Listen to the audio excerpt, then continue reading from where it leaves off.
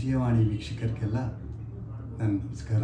ನಾನು Suresh Babu, mutual fund distributor. ನಾನು ಈ ಇಂಡಸ್ಟ್ರಿಯಲ್ಲಿ ಸುಮಾರು 14 ವರ್ಷದಿಂದ ಕೆಲಸ ಮಾಡ್ತಾಯಿದ್ದೀನಿ. ನಮ್ಮಲ್ಲಿ ಉಳಿತಾಯ ಅನ್ನೋದು ಹೊಸ ವಿಷಯ ಏನಲ್ಲ.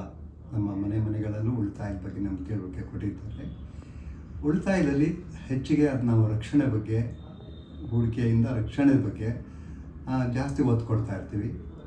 ಅದನ್ನು ಕನ್ವರ್ಟ್ ಮಾಡಿ ಹೂಡಿಕೆಯತ್ತ ಗಮನ ಮಾಡೋದೇ ಮುಖ್ಯ ಉದ್ದೇಶ. ಹೂಡಿಕೆಯಲ್ಲಿ ಲಾಭ ನಷ್ಟ ಇರುತ್ತೆ, ಹಾಗೆ ನಷ್ಟಕ್ಕಿಂತ ಅವರೇಜು ಲಾಭದ ಅಂಶ ತುಂಬ ಚೆನ್ನಾಗಿರುತ್ತೆ. That's one thing. ನೀವು ಇದರಲ್ಲಿ ಉಳಿತಾಯದಲ್ಲಿ ನಿಮ್ಮ ಅನುಗುಣಕ್ಕೆ ತಕ್ಕನಾಗಿ ಹೂಡಿಕೆನ ಮಾಡ್ತಾ ಹೋಗ್ಬೋದು. ಒಂದು ಏಕಕಾಲಿಕ ಹೂಡಿಕೆ ಆಗ್ಬೋದು, ಇಲ್ಲ ನಿಯಮಿತವಾಗಿ ಪ್ರತಿ ತಿಂಗಳು, ಪ್ರತಿ ವಾರ, ಪ್ರತಿ ದಿನ, ಪ್ರತಿ 3 ತಿಂಗಳಿಗೊಮ್ಮೆ, 6 ತಿಂಗಳಿಗೊಮ್ಮೆ, ವರ್ಷಕ್ಕೊಮ್ಮೆ ಇನ್ವೆಸ್ಟ್ಮೆಂಟ್ ಮಾಡ್ಬೋದು. ಈ ಪ್ರಕ್ರಿಯೆನ ನಮ್ಮಲ್ಲಿ ಸಿಸ್ಟಮ್ಯಾಟಿಕ್ ಇನ್ವೆಸ್ಟ್ಮೆಂಟ್ ಪ್ಲ್ಯಾನ್, ಸಿಪ್ ಅಂತ ಕೇಳ್ತೀವಿ. ಇದರಲ್ಲಿ ಮೂಲ ಉದ್ದೇಶ ಒಟ್ಟಿಗೆ ನಮ್ಮ ಕೈಲಿ ಇನ್ವೆಸ್ಟ್ಮೆಂಟ್ ಮಾಡೋಕ್ಕಾಗಲ್ಲ. ಹಾಗಾಗಿ ಪ್ರತಿ ತಿಂಗಳು ಸ್ವಲ್ಪ ಇನ್ವೆಸ್ಟ್ಮೆಂಟ್ ಮಾಡ್ತಾ ಹೋಗ್ತೀವಿ. ಇದನ್ನು ನಮ್ಮದು ದೀರ್ಘಕಾಲಿಕ ಗುರಿಗಳೊಂದಿಗೆ ಇದನ್ನು ಕೂಡಿಸ್ಕೋಬೇಕು. ಎಕ್ಸಾಂಪಲ್, ಮಕ್ಕಳ ವಿದ್ಯಾಭ್ಯಾಸ ಆಗ್ಬೋದು, ಮದುವೆ ಆಗ್ಬೋದು, ನೆಕ್ಸ್ಟ್ ನಮ್ಮದು ವಿದೇಶ ಪ್ರಯಾಣದ್ದಾಗ್ಬೋದು, ನಿವೃತ್ತಿ ಆಗ್ಬೋದು. ಈ ಹೂಡಿಕೆನ ಅದಕ್ಕೆ ಲಿಂಕ್ ಮಾಡ್ತಾ ಹೋಗ್ಬೋದು. ಹೊಸ ಆಸ್ತಿ ಖರೀದಿ ಮಾಡಬೇಕಾದ್ರೆ ಮುಖ್ಯವಾಗಿ ನಾವು ಸಾಲ ಮಾಡಿ ಇನ್ವೆಸ್ಟ್ಮೆಂಟ್ ವಸ್ತುನ ಖರೀದಿ ಮಾಡ್ತೀವಿ, ಮನೆ ಖರೀದಿ ಅದೆಲ್ಲ ಮಾಡ್ತೀವಿ.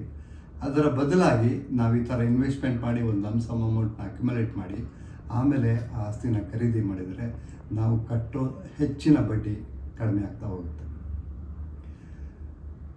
ಇದರಲ್ಲಿ ಸಿಸ್ಟಮ್ಯಾಟಿಕ್ ಇನ್ವೆಸ್ಟ್ಮೆಂಟ್ ಪ್ಲ್ಯಾನಲ್ಲಿ ತುಂಬ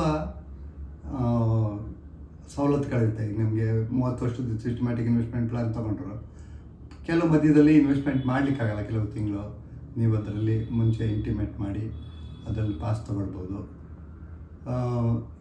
ಇದರಲ್ಲಿ ನಿಮಗೆ ಏನಾಗುತ್ತೆ ಅಂತಂದರೆ, ಪ್ರತಿ ತಿಂಗಳು ಇನ್ವೆಸ್ಟ್ಮೆಂಟ್ ಮಾಡೋದ್ರಿಂದ ನೀವು ಇನ್ವೆಸ್ಟ್ಮೆಂಟು ಹೇಗೆ ಮಾಡ್ತೀರ ಅನ್ನೋದು ನಿಮ್ಮ ಕೈಗೆ ಗೊತ್ತಾಗಲ್ಲ. ಬ್ಯಾಂಕಿಂದ ನಿಮ್ಮ ಅಕೌಂಟಿಂದ, ನಿಮ್ಮ ಉಳಿತಾಯ ಖಾತೆಯಿಂದ ಪ್ರತಿ ತಿಂಗಳು ಅದು ಆಟೋಮೆಟಿಕ್ಕಾಗಿ ನಿಮ್ಗೆ ಅರಿವಿಲ್ಲದೆ ಹೋಗ್ತಾ ಇರುತ್ತೆ.